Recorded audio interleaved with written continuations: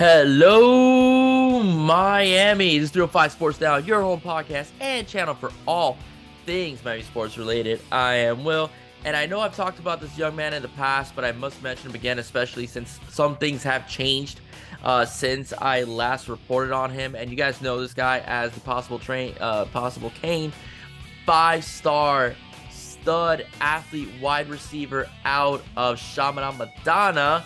JoJo Trader, right? JoJo Trader is an absolute beast, listed at 6'1", 175 pounds. Only going to get bigger as he's still a junior. He's about to become a senior as we only have a couple weeks of school left. And his 2022 stats were pretty much really solid, okay? 47 catches, 743 yards, and 7 touchdowns in 13 games played. And what makes him so good? First and foremost, size, okay? He is really big.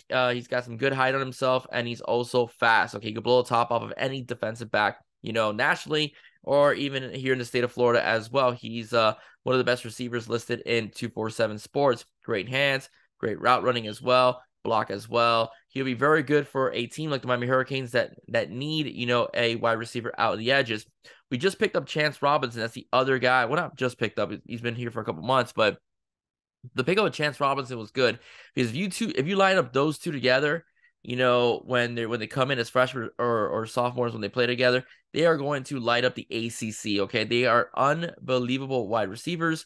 They're unbelievable athletes as well. And JoJo Trader is the #1 athlete in the country per 247 Sports composite, and he's still a top 10 receiver as well. And one thing I like about JoJo Trader is that he is really leaning towards the University of Miami. Okay, he's been listed as possibly becoming a Cane. But I think one of the reasons why he has not committed is because of the fact that I do think he wants to evaluate how the season goes. Miami's offense was so bad last year that it cost us Jaden Rashada. I do believe that it did cost us Jaden Rashada, and it might have turned off a lot of playmakers, because the fact that, well, first of all, it was a boring offense. It was very run heavy, and the receivers didn't look like they were progressing as the season went along.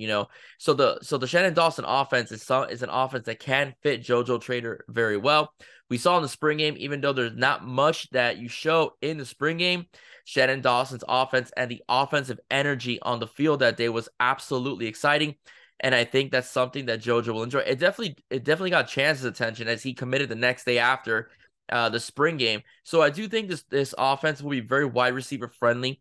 I do think the Miami quarterback room is going to develop nicely. They will not have Tyler Van Dyke, both Chance and JoJo when they come in, but I do think the development of Emory Williams, I do think the development of Ja'Cory Brown as well are going to be very quintessential in keeping up, what Shannon Dawson is trying to build. And we're not out of woodwork yet. Okay, we can still get AJ Harrison as well, who I think is a quarterback, out of Monarch High, who's flown under the radar because he doesn't have much, publicity from 247 Sports. But if you look at his numbers, they're pretty good, and he's, one of those quarterbacks that no one's really looking at. Okay, hence the reason why I have talked about be careful how you judge the stars. Okay, a lot of these kids are much better than what the rating says they are as well. So JoJo is, all it is, all he's cracked up to be.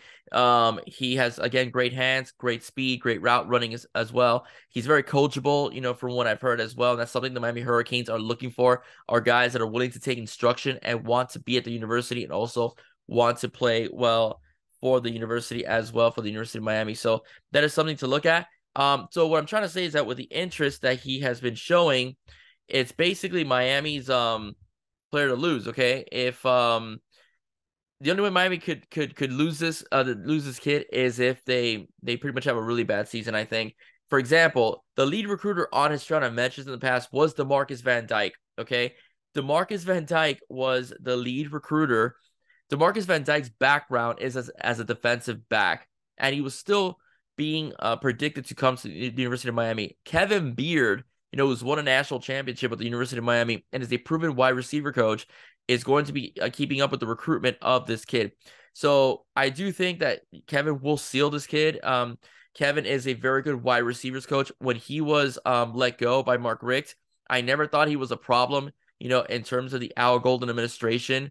I mean, Ron Dugan's did coach these kids very well, but I still thought that Kevin Beard should have been retained. That's just me. And I'm glad he's back. I'm glad he's back at the University of Miami. This is home for him, and he's going to recruit the heck out of these kids.